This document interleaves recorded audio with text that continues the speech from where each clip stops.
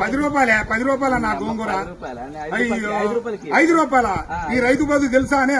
ఈ రైతు పత్తి బండి ఇచ్చినా, మిర్చి బండి ఇచ్చినా, చెనక్కాయ బండి ఇచ్చినా, ఏం బండి ఇచ్చినా ఏం ఫలితం ఉంది రైతు కాడ? రైతు బాధ తెలుసానే అన్నా? ఇది ఒకటి తెలుసా? రైతు బాధ తెలుసా?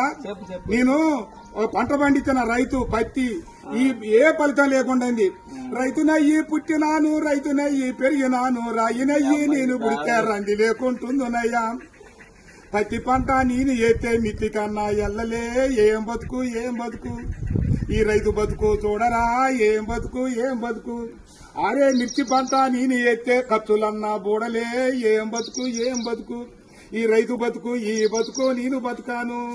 పల్లెరుగాయల్లో పలుగురాల చెరుగాడ పాములు తెల్లల్ల తిరిగి ఎద్దులాగా ఎద్దు నాగి వానగుంటల నీళ్లు దాగి ముళ్ళ కంచాలెక్కి దూకితే గడ్డి మోపే గొంగడాయే పెంటగడ్డే పక్కల ఎత్తుని అమ్మ బతుకు. ఏం బతుకు ఏం బతుకన్నా ఈ రైతు బతుకు ఏం బతుకు?